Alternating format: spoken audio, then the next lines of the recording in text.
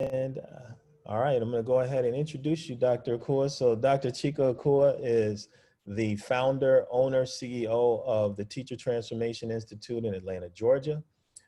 He's also, I sent you guys his long bio. I won't go through all of that, but he is also an assistant professor at Clark Atlanta University, a historically Black college university in Atlanta. He also leads several tours to Africa every year. I know this year has been canceled because of the COVID situation. He's a historian, and he's also an award-winning teacher and teacher trainer. He and I both attended Hampton University together in Virginia. I actually met him when I was still in the military. That's where I met my wife, Lisa, and we were roommates and brothers of Kim at New, so we have a lot of history together. And we took an oath to continue to support our community, and we've both been trying to do that since we met. So Dr. Akua, I'll let you share a little bit more and get started. All right. Thank you all so much. Thank you, Mr. Kerr, for allowing me to share a few words with your staff. I think you have to give me permission to share my screen. Is that correct? Yeah, you should have it. Do you have it? And permission to record. Well, you're recording. So I'm recording, yeah. Yes. So let me see if I can go ahead and share my screen here real quick. Oh, that's the wrong one. Bear with me for just a second. This is the one that I want right here. Okay, can everyone see my screen? Yep. All right, great. Well, let me tell you, first of all, what an honor, a privilege, and a blessing it is to be here with you all. As was mentioned, my name is Dr. Chike Akua. I've been in education for over 25 years, and I've had experiences serving at all levels. And so I'm really excited to share some information with you all about an online course that we've developed based on our trainings, and it's called Education for Transformation. But let me go back here. And I wrote this book, Education for Transformation, several years ago because I wanted to show the different strategies that master teachers use to reach and teach our children. What I found out is that when you talk about culturally relevant and responsive teaching, you get a lot of people who nod their heads. They agree with it philosophically. It makes sense. Yes, I have a diverse group of students. But then when it came to the question of, well, what does this look like in classroom practice? That was where the gap was. That was where the breakdown was. And so the purpose of this book was to be able to demonstrate that.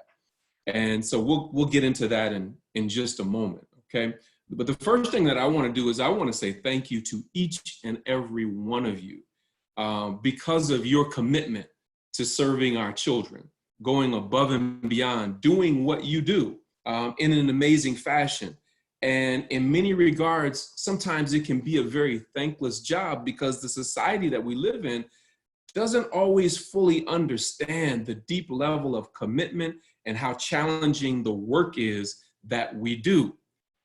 But now, like never before, I think people understand just how important teachers are and would love to congratulate you for the work that you do and turn their children back over to you, given the current situation where they're with their children 24/7 now, which reminded me I couldn't let this opportunity go by without sharing this GIF. Just look carefully. I was excited about 2020. I was diving into 2020 like this, and all of a sudden COVID-19 hit.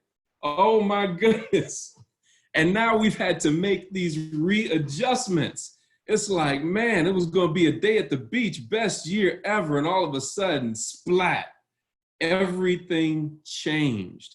And now, but the great thing is, as educators, as master teachers and leaders in the making, we haven't missed a beat. And the reason we haven't missed a beat is because we couldn't. We had the future of our children's educators on our back. And so now we're moving everything online and we're going to keep it moving. So let me bring you greetings from the Teacher Transformation Institute, where we use standards-based, research-driven, culturally relevant instructional strategies to increase student achievement. Now, those are just some big sounding words to say that our children are brilliant, but many of them are in schools and school systems where they're seen as a problem rather than as people. And so we go into schools and school systems, colleges, universities, educational conferences, and we teach teachers how to bring out the brilliance in our children. And the following quote that I'm about to give you is something that I say so often. You may want to write it down because you may need to be reminded of it from time to time. And it's simply this: for those who think our children can't be reached, they've never seen a master teacher teach. One more time. For those who think our children can't be reached, they've never seen a master teacher teach.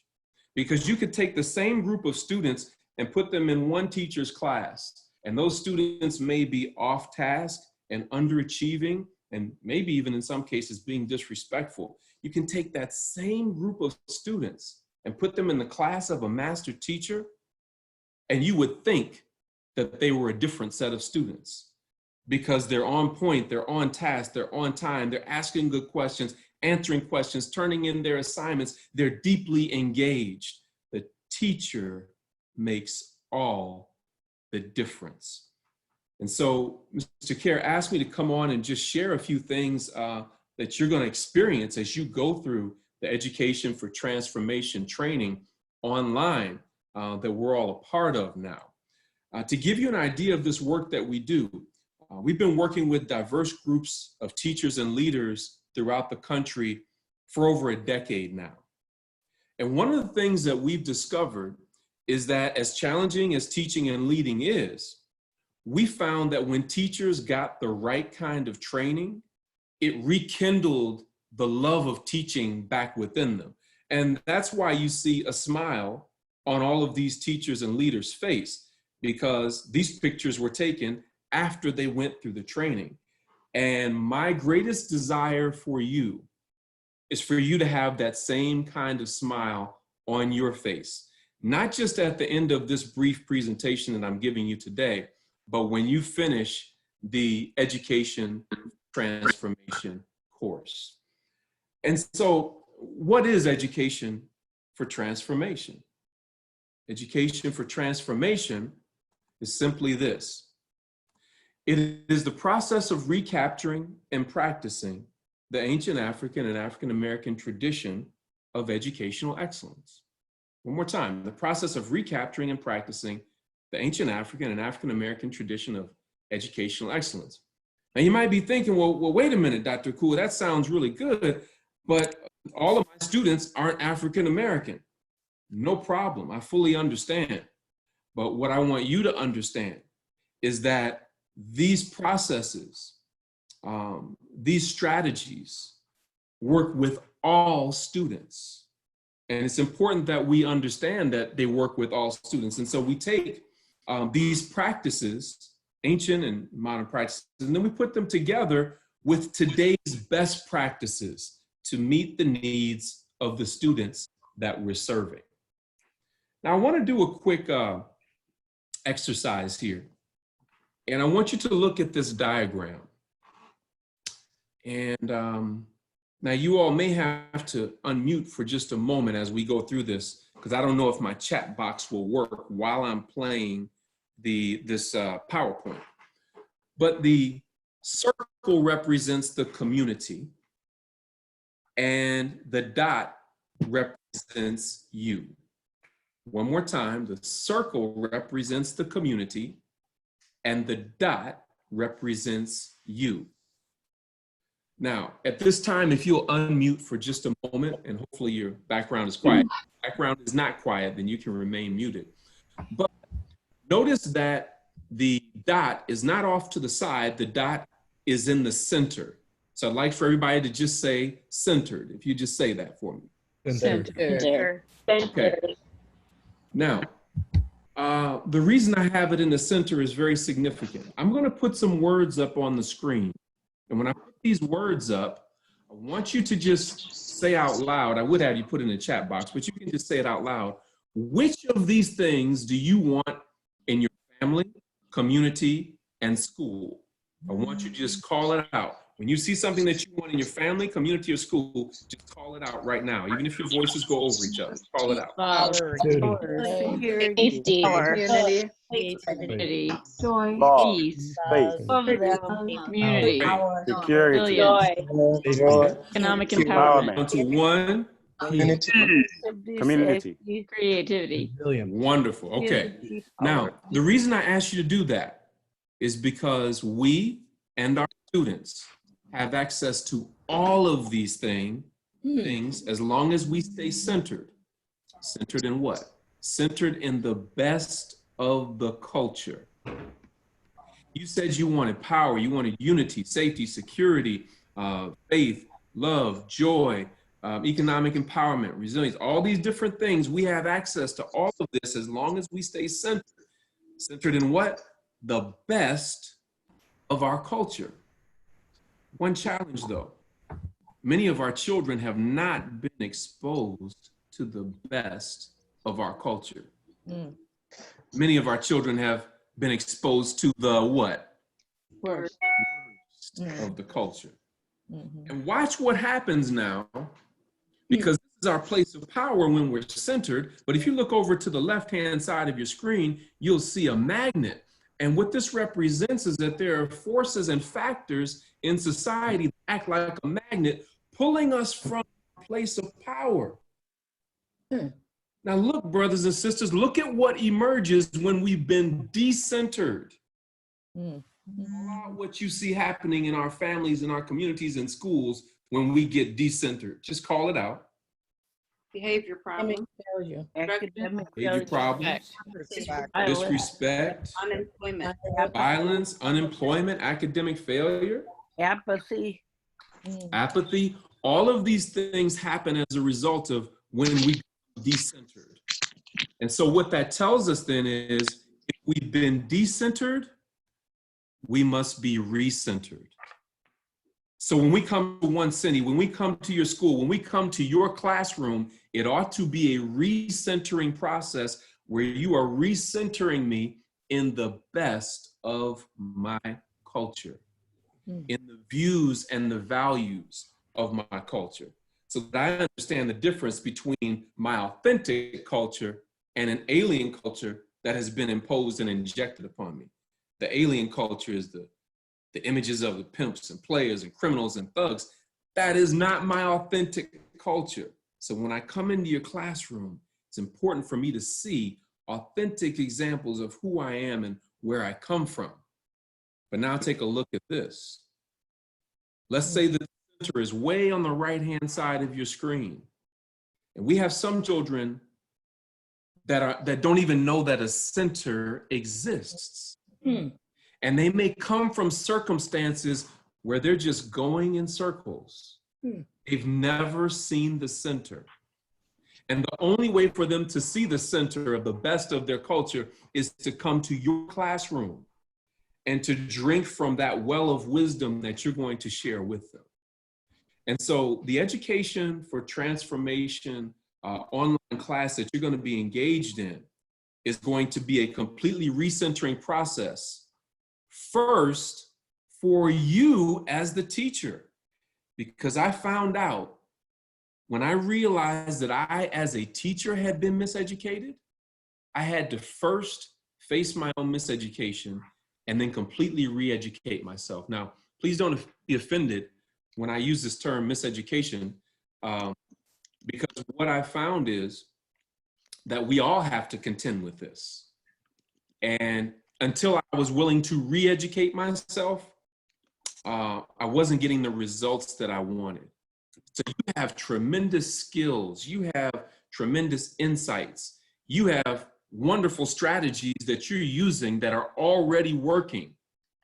And I'm just here to say that I want to present before you a buffet of teaching methods and strategies that you can pick and choose from that will help you to up your game. And just like a regular food buffet, you don't go and take everything from the buffet. You go and you get the things that you like. You get the things that will serve you well. And that's what this online class is about. So now what I want to do is I'm going to take you to the online portal to show you what you can expect when you go into the class. So if you'll bear with me for just a moment so that I can find out how to share my screen on that. And if you have any questions, you can feel free to put those in the chat box and I'll address those in just a second, okay? All right, here we go. Boom. All right, can you see my screen again? Yes. Everybody? Okay. Yes. So we have our system site administrator is logging in all of you all's email addresses into our system so that later on this afternoon, if you haven't already received it, you'll be receiving an email that allows you, that gives you a password to gain access to this site, okay? And I'll be working closely with Mr. Care to make sure that you all have access so that you can go on here. When you go on here, you're going to see a welcome to the course on the left-hand side. You're going to see some information about my background as an instructor. As I said, over 25 years of experience, having taught at elementary, middle, and high school, and now I'm a college professor as well. But I'm still working very closely with a number of elementary, middle, and high schools around the country. You're also going to receive a training packet. When you click here on training packet, I would like for you to download the PDF. You download the PDF and print it out so you can have it in front of you while you're taking the course, because there will be very important fill in the blank questions and different things like that that you'll need as you're taking the course, all right? And then you also have your free downloadable copy of my book, Education for Transformation, my best-selling book that's used in a number of schools around the country. So you can download that and access that as needed, all right? Then you have your video modules. These are videos that have been edited into approximately an average of 10-minute clips. And as you go through and you watch these different video clips, it will begin to share with you some insights, some tips, some strategies on how to better engage your students and how to help them to achieve the results that you want. And there are a lot of great talking points as it relates to these, and I'm going to give you an example of one of them real quick here, okay? I want to play about 30 seconds, and then I may ask you a question to respond to it very briefly here. So let me go back. Can you hear the volume? Can you all hear the volume? Yes. Yes. Okay. Yes.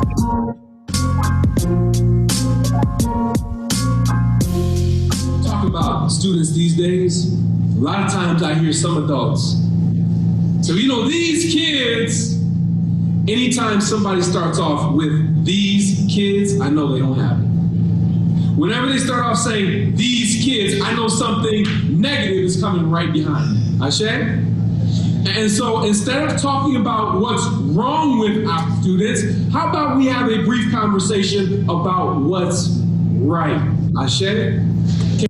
Okay, quick question for everybody. Have you ever heard a teacher or a leader use that kind of language? Oh, these kids.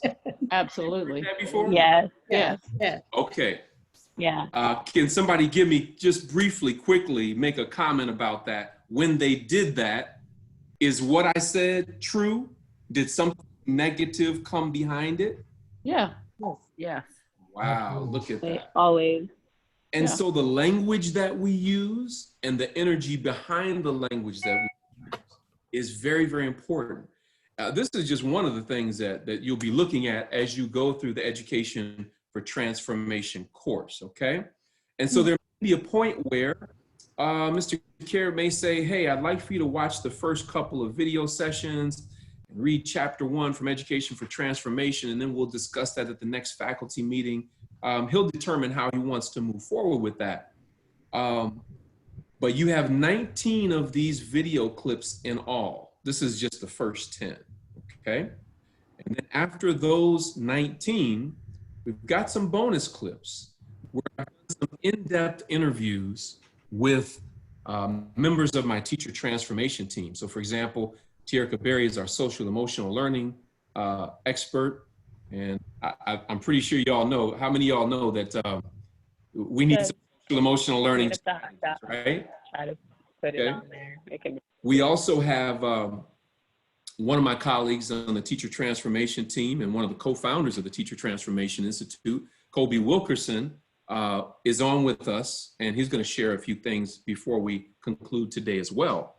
Also interviewed my wife, who has been teaching online for a number of years, who gives online engagement strategies for working with young people. And then a number of national educators who are sharing some powerful, powerful information. So that's just a quick overview of what you're going to receive as you go through this course. And now what I want to do is I want to introduce you to my partner in teacher transformation, my good friend and colleague out of Columbia, South Carolina. And he is nothing short of amazing in everything that he does. My intention was actually, and I may pull it up while he says a few words to you. I wanted to show you a brief video clip of him. But hey, why not just give you to him or him to you live and direct. His name is none other than Kobie Wilkerson, but young people all across America know him not only as a master teacher, but also a storyteller. And they know him as L. Kobie Da Whiz. And maybe he'll take a moment to tell you why they know him by that name. All right, Brother Kobie, are you with us? I am here. All right, brother. Well, listen, man, tell us, first of all, why does everybody know you as L. Kobie Da Whiz? Well, the L. Kobie Da Whiz name came because when I first started doing this work, you all see me now in the ball cap and a t-shirt. This is kind of how I go into schools now. But when I first started this work, I would actually go into schools as, three-piece suit, come in clean. And, they would say, well, they're only listening to you because you're dressed up, and so I take off the tie, take off the vest, go from the three-piece just down. And they say, but, it's just because you look so professional that's the reason why they're listening to you, And so I stripped all the way down. So now when I come in, I'm normally in jeans, a t-shirt, a ball cap, and a blazer, with L. Kobie Da Whiz. But the reason why they call me The Whiz is because I don't know how many of you are familiar with the movie The Whiz with Michael Jackson and Diana Ross. And so that whole movie, that was one of my favorite movies. But the whole premise of the movie is that when they got to actually meeting The Whiz, what they found out is the stuff that they were searching for, right, they already had within them. And so they just needed somebody to help them to recognize that the work and the things that they were looking for was already inside of them. And so that's the work that I do, right? The work that I do, and the reason why they call me The Whiz is because I help you to find, right, what you're looking for and help people to recognize that it's already inside of them.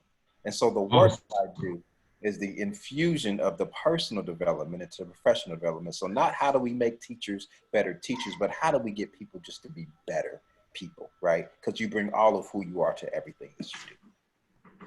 Awesome. Thank you so much for sharing that. And now what I want to do is I want to show everybody a brief clip of what Kobie does, because when you finish the Education for Transformation online course, there may be some interest in having him to do a model teaching lesson or a demonstration of some sort. So let me share my screen again, and I want to show you this is just probably about a 1.5 minute video clip of him so that you can get an idea of how he is able to engage large numbers of students in an amazing way, okay?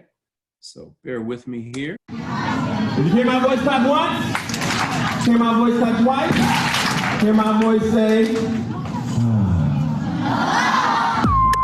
All right, here we go. Ready? Pistols in the air. Ready? Here we go. Repeat After me, everybody say, I think it, I speak it, I write it, I read it. I understand, you understand, we understand. That's the plan. Say, I think it. Look at somebody across from you and say, hey, did you hear that? You gotta get a lot out of this.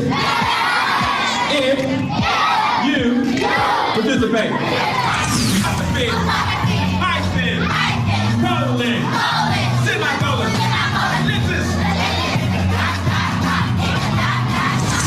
Everybody can fill in the first letter. And the first thing we need is a what? Setting. So what letter? S. The next thing we need is what? The C for character. 8 parts of speech. We have 8 parts of speech. 8. Put them on your paper so the people you can reach. 8 parts of speech. We have 8 parts of speech. 8. Put them on your paper so the people you can reach. Noun. Preposition. Verb and adverb. Take a listen. Adjective. Interjection. Pronoun and conjunctions, learn your lessons. 1. I will do it. I give my best. I give my best. I give my best. All right, I'd like for you to unmute for just a moment. And was that not absolutely awesome? If so, everybody just say yes. Yes. Yes. Yes, sir.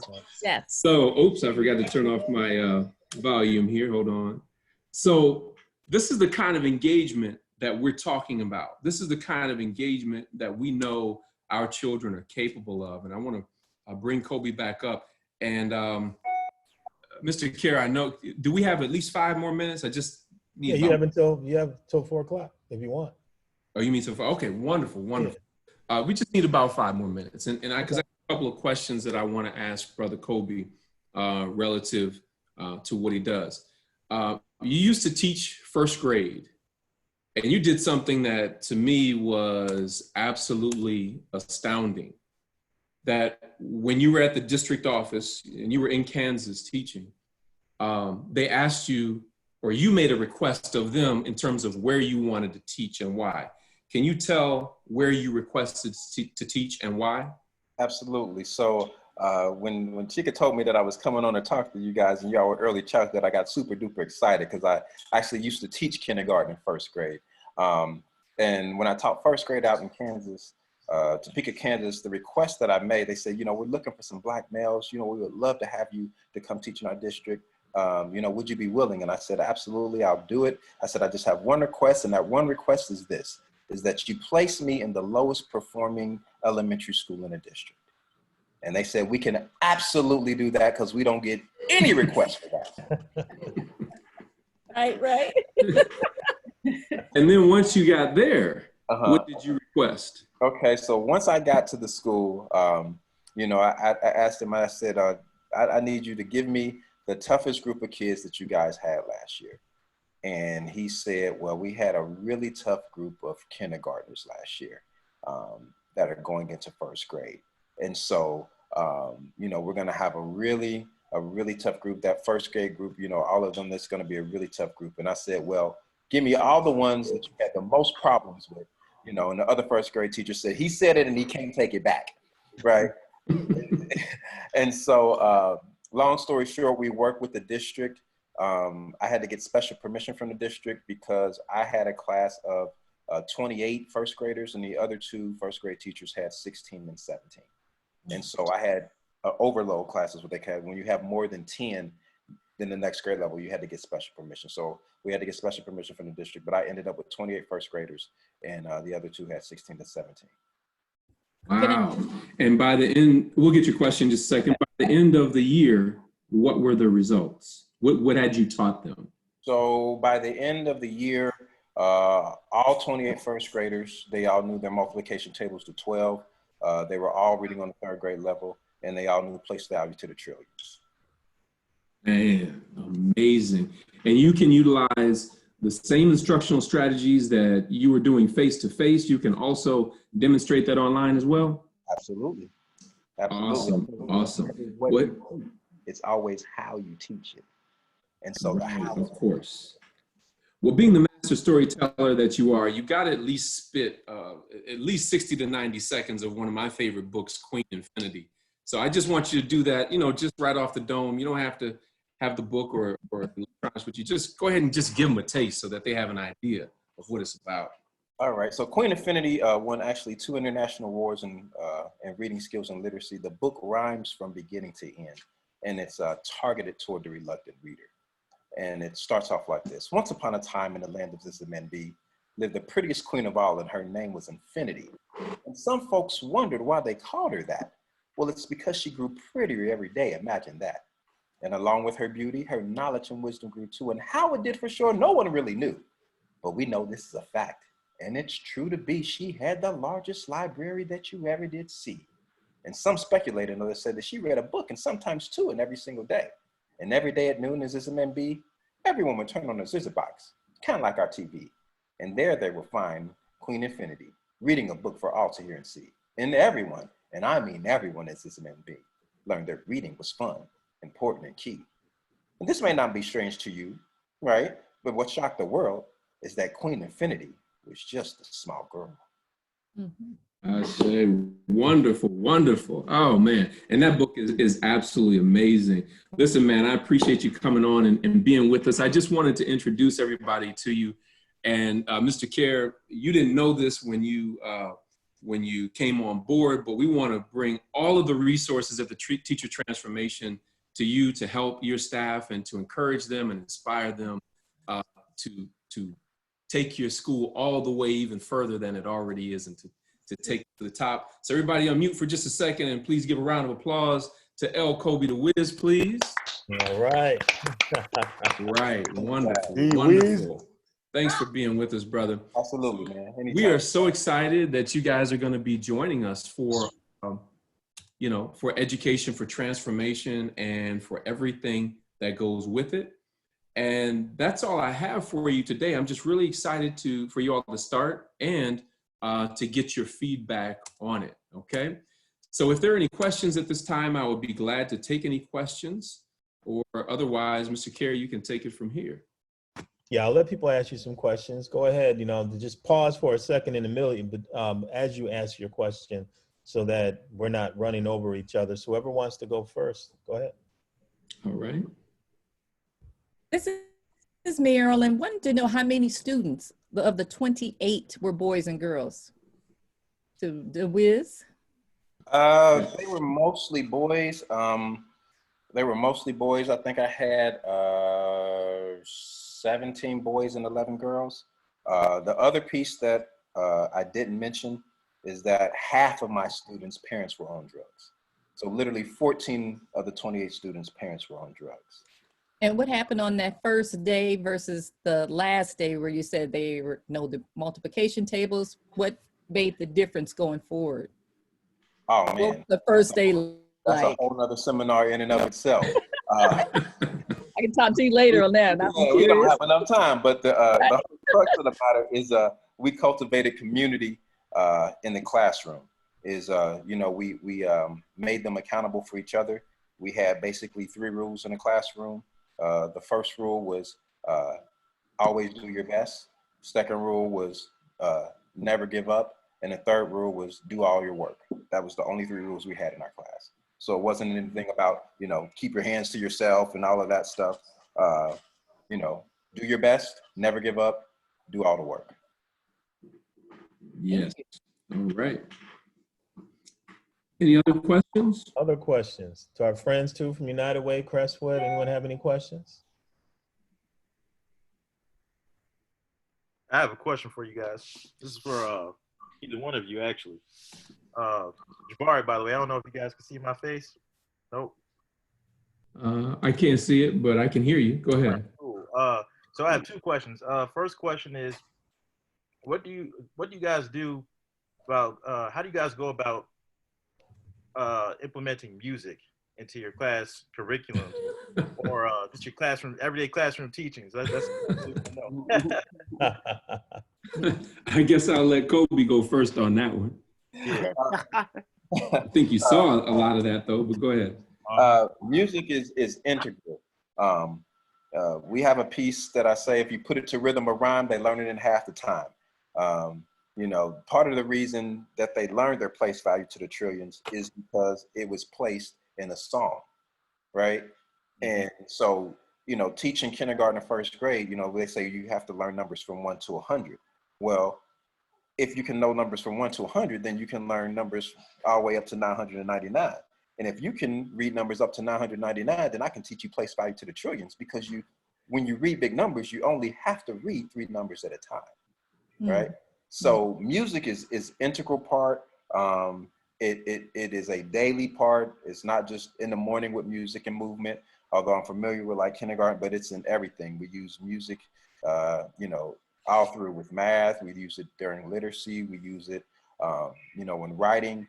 We use it for brain breaks. It's an integral part of the day because it's a universal language, and it also resonates with all people.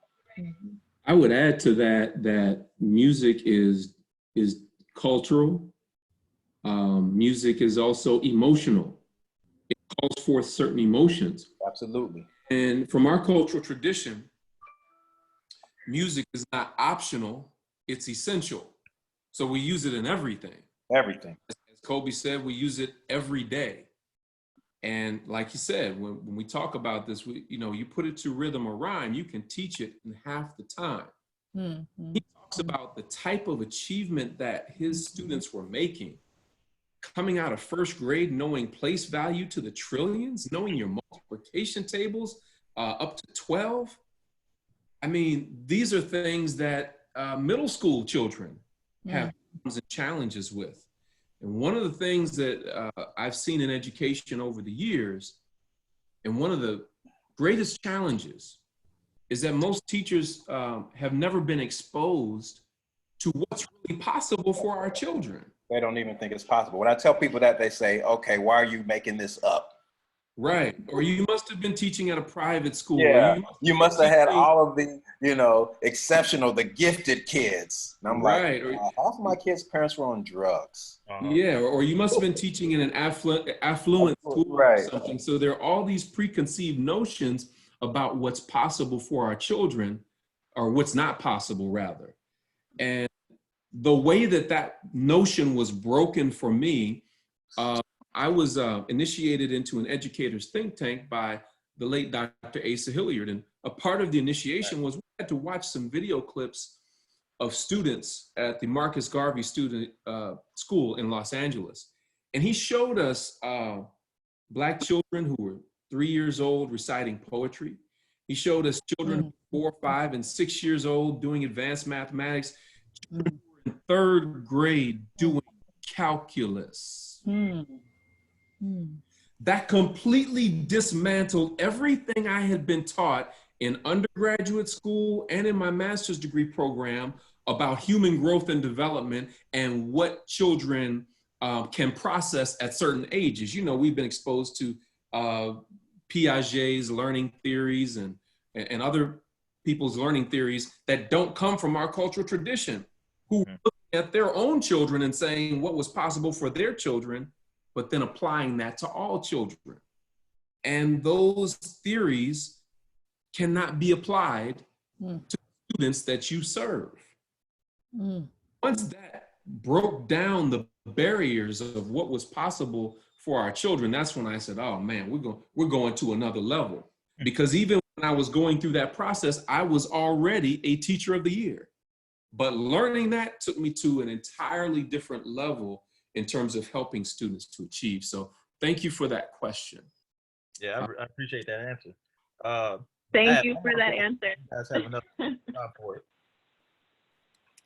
So my last question is, how do you guys go about solving certain behavioral issues in your classroom? Because, you know, I know it's not like in our school, and I know it's not specific to our school, it's every school really that deals with this, but like fighting, running out the classroom, screaming, you know, just the everyday temper tantrums that the kids might have. How do you guys go about handling that? Do you handle that in the classroom? Do you put them out? What do you guys do? Sure, and I'll start with that, and I'm sure Kobie has something he'll share about that as well. Everything that we do hinges on relationships. It's been said, rules without relationship equals rebellion. One more time, rules without relationship equals rebellion. Said another way, I've heard Dr. Marcus Jackson say it this way, that you got to connect before you correct. And so because our children are relational learners, they will respond to certain situations based on their relationship to you. Have you ever seen one teacher tell a student to do something and they don't do it? Do they not do it? They get an attitude about it, they talk back, and maybe even may use foul language. Yep.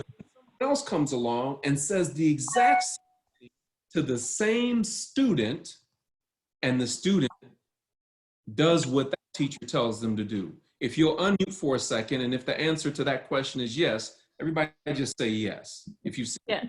Yes. Yes. okay. Yes. The reason that Yes. that one teacher or administrator got that response was because of their relationship with that student. And what we found is that you can de-escalate a number of situations in the classroom based on the climate and the culture that you've created in the classroom. And that's why one of the things that we deal with is cultivating community in the classroom. Kobie, did you want to add to that? Oh, you're on mute. Go ahead and take a quick 60 seconds. I think part of that is you have to really, so when you're dealing with little kids, especially like kindergarten and first graders, they just don't have the language, right? They don't have the words. And so early on, part of the things as we talk about, that is one of the things that we talked about earlier. Like I told you, 14 of my kids' parents were on drugs. So yes, there were emotional and behavior issues in my classroom. Let's be clear.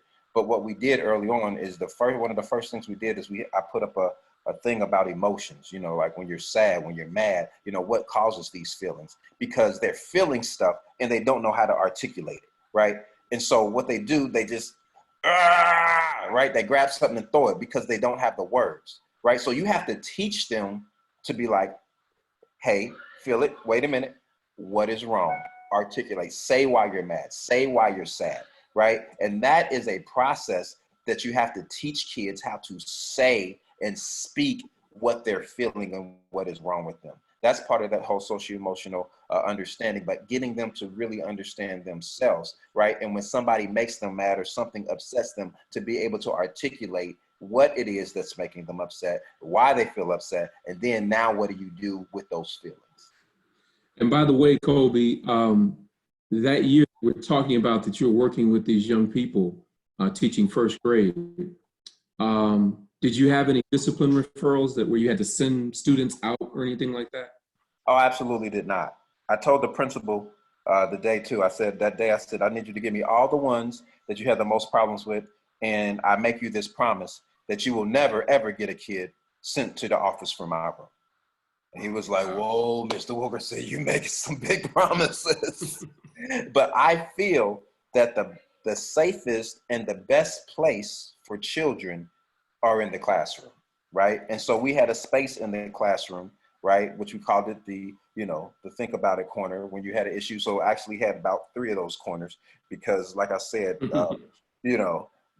kids. Yeah. So, but what happens is you teach them, right, to separate themselves. Like that was the goal. So it wasn't like, this is a punishment, this is bad, like you're an evil little monster. Like, no, this is a space where you go to get yourself together, right? And sometimes I'll send you over there to get you some stuff together. But if you feel like you just need some space, then you can just go ahead and get yourself together. Well said. Thank you. Thank you. Other questions? How was the parental involvement, or if not? What we found is that parental involvement is based on our ability to meet needs and solve problems for parents. And I'm gonna give you a quick example, and then again, I'll let Kobie share that with you as well.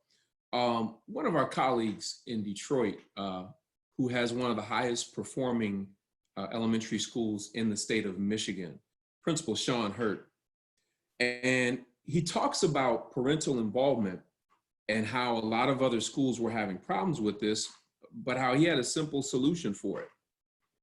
And that is this: he discovered that most of his students came from homes where they were not only in a low income area, but many of their parents were unemployed. So he went out into the community and he was able to identify different business owners. And he invited these business owners who were looking for employees to come to his parent meeting and to set up a booth. And what's interesting about that is there were no seats available in the parent meeting. And the reason there were no seats available in the parent meeting is because parents came out. Many of them came unemployed, but left with a job. 67 parents came. And when they came to the meeting, they were unemployed. When they left the meeting, they left with a job. So a lot of times we're looking for parental involvement, or we don't understand why parents may not be on the same page with us. And that is because parents are under a great deal of stress as well, trying to figure out how they're going to provide for their families and dealing with all sorts of challenges. And so while education is about meeting needs and solving problems and teaching children how to do the same, we also have to do that for parents also. That goes back to establishing relationships, getting to know the parents before there's a problem. Before there's a problem. And that way, if there is a problem, when you get in contact with them, they already know that you're on their side. Kobie, did you want to add anything to that? Yeah, briefly. I think that you just have to remember that when you are a teacher, like you are a teacher. So you're not just teaching students, right? But you're teaching parents as well. And just like you're trying to meet the needs of those students, you're also trying to meet the needs of the parents as well. And so when you're looking at parent involvement, you know, I was working with a school and they were like, well, we don't have any, you know, the parents aren't showing up for the parent teacher meetings, you know, and I was like, because you're having it when it's convenient for you, right? You're having the parent teacher, you're setting the time when it's convenient for you. You're not setting it when it's convenient for them. I said, so how about we ask the parents, like when it's convenient for them to show up, okay? Because you have some parents who work third shift, some people who work second shift, right? Some people who work first shift. I said, so what you do is he took a couple days and had students and parents stay till like 8 p.m. And when parents signed up for the time that they were available, he went from 27%, right? Parent teacher meeting, you know, to 89% of parent teacher involvement meeting. So it's about meeting the needs of the people and not doing what's best for you, but doing what's best for the people that you serve. And when you're serving students, you got to remember that you're also serving parents as well. Thank you for sharing that. And I'm wondering if we were talking to the same person or if we were in the same meeting, because that's what I thought about as well. There was an administrator who was sharing with us that he did a survey of his parents, and none of them, or very few of them, were available in the evening because most of them, as you said, work third shift. And they said 11 a.m. was the best time for them to have a parent meeting, not 6 p.m., not 7 p.m. So again, it's about being in tune with the community that you're serving. This again was I think it was Dr. Marcus Jackson out of Louisiana. And he was saying not only did they have their parent meetings at that time, they found a way to go to the community center as opposed to asking the parents to come to the school. So there were a lot of different things in terms of meeting people where they were, as opposed to always expecting the parents to come to us. And here's something for you to consider.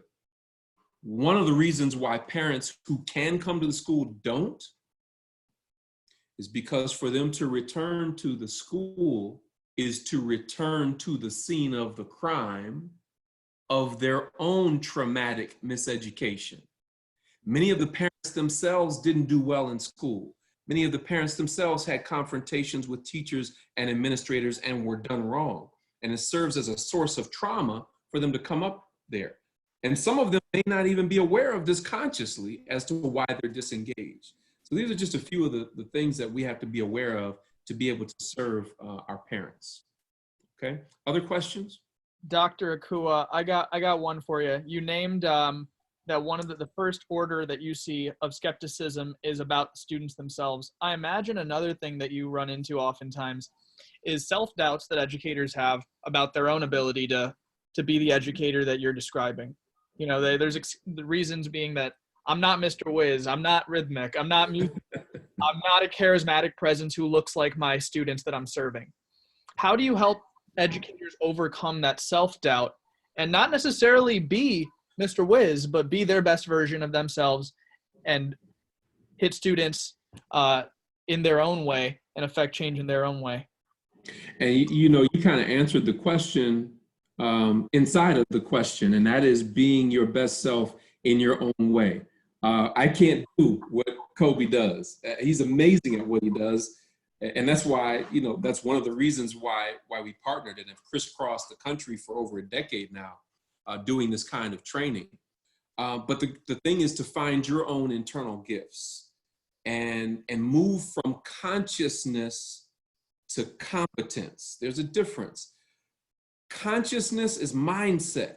So we start with consciousness and mindset, but then competence is skill set. And we can all improve by gaining tips, tools, and strategies. We can all improve on our skill set. So really, when you're involved in this Education for Transformation series, it's a journey from consciousness to competence. It's a process, not just one program. And we just ask that you make yourself willing to do that. We're not expecting you necessarily to get up and dance and sing and rap with your students the way that Kobie Da Whiz does, and only the way that he can do it. But there are some strategies that you can use that we teach. Kobie, did you want to add anything to that? Yeah, part of it is just, like you said, trying to be the best version of yourself, but also you have to go outside of your comfort zone, right? Mm-hmm. So you have to be willing to stretch yourself, right? Because if you want something different, you're going to have to do something different, right? And it's in the doing that you get the power. And so you have to think about what it is that you like to do, right? And bring that to the table. And like I said, we can give you strategies and skills, right? That'll help you. But this is the thing. You have to try it and have to attempt it, because we've done things that people say, well, Kobie, when you leave, they want you. I say, no, they don't want me, but they want what I was doing. And you can do what I was doing, so, right? And all that is seeking and willing to be connect. And part of that is just really being authentic in your teaching, because they can feel everything is energy, right? And so that you care, they feel that. And when you don't, they feel that too. So I want to be mindful of these gentlemen's time. We'll take one more quick question and then I'm going to wrap it up. Okay, and I'm also putting in the chat my email address if you have additional questions. We also want to invite those from Crestwood Elementary or United Way. If you have programs where you have a faculty or a staff that needs additional training, feel free to get in contact with me and we'll be glad to talk with you about what that could look like. And before you go, Dr. Akua, I wanted to say we have some additional licenses. And for those who joined the call today or the video, we will extend a license to them in hopes that they can find value in it and then talk with you guys to extend it to others. Awesome. Okay, awesome. Thank you for doing that. Yep. All right. Anybody else for a last question?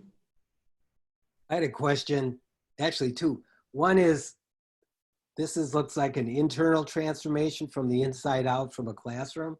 What other supports do you have surrounding the classroom throughout the school culture so that this all works together and has an impact on the whole school? And I'm just kind of curious, what happened the next year with the group of students that you taught? Okay, so in terms of what this looks like, you're absolutely right. It is an internal process. One of the things that Kobie often says is that professional development begins with personal development. And it starts from within. You have to be willing to stretch yourself and be more than what you've been in the past. But in addition to that, in terms of what that looks going forward after this, Kobie, would you be willing to maybe do a follow-up session after they have finished the education Absolutely. information? Absolutely. Okay, so yeah, we'll just throw that in, and that could either be in the fall or later on, depending on when you all finish that session, and that will help with that. Okay. So thank All you right. all. Before we wrap go ahead. up, Dr. Akua, I just wanted you to share just real quickly. Our experience at Hampton was unique when we joined Kim at New. Yeah. And just very quickly, man, the rites of passage we went through. Anything you want to say about our relationship, that connection, and how it helped seed who we are today? Well, I am who I am because of that rites of passage. It literally transformed the trajectory of my life. What I experienced with you and the other brothers of going through a traditional African rites of passage, learning knowledge of self, learning who we are, whose we are, where we come from, and where we needed to go, and engaging in the different rituals surrounding the views and the values of our culture, it had an indelible impact on me, to the point where I received a new name, and that name was Chike. And Chike means power of God. And that is more of an aspiration. When you take on a name, your name in African culture tells you history, your identity, and your destiny. Your history, where you come from, your identity, who you are, and your destiny, where you're going. And so these are things that were intentionally stripped from African people as a part of the enslavement process. And so when we see students acting in a decentered way, when we see parents acting in a decentered way, we know that it's because they have been taken off their terms and taken away from the best of their culture. But when you're situated and centered in the best of your culture, there are no limits to what we can achieve. So that rites of passage that we went through with the Brotherhood of Kim at New, it shaped literally everything that I do in life. From the standpoint, as Dr. John Henry Clark says, let everything that your life touches be an instrument of liberation. And so I can't say enough about that. And we'd be here all afternoon if I really went in depth about it. But thank you for asking. Well, thank you, brother. And I want to thank you, Mr. Kobie. Thank you, brother, for being with us today. I want to thank our guests from United Way in Crestwood for being with us today. Also, again, those of you from United Way in Crestwood will extend one of our licenses to you. So I put in the chat my email. Make sure you email me so we can get your contact information so I can get that to Dr. Akua. All of our staff members, he already has our staff list. So everyone on our staff will get a license, an email from him with the information that he shared with at the beginning of the video. And I just want you all to have a wonderful weekend, a safe weekend. Keep your family safe in the middle of this public health crisis. And I'll see you brothers later and sisters later. And thank you again, Dr. Akua. Right. You all take care. Looking forward to working with you. Thank you. Thank you, D. Whiz. Thank you. Thank you. It was amazing. Thank you. Agent.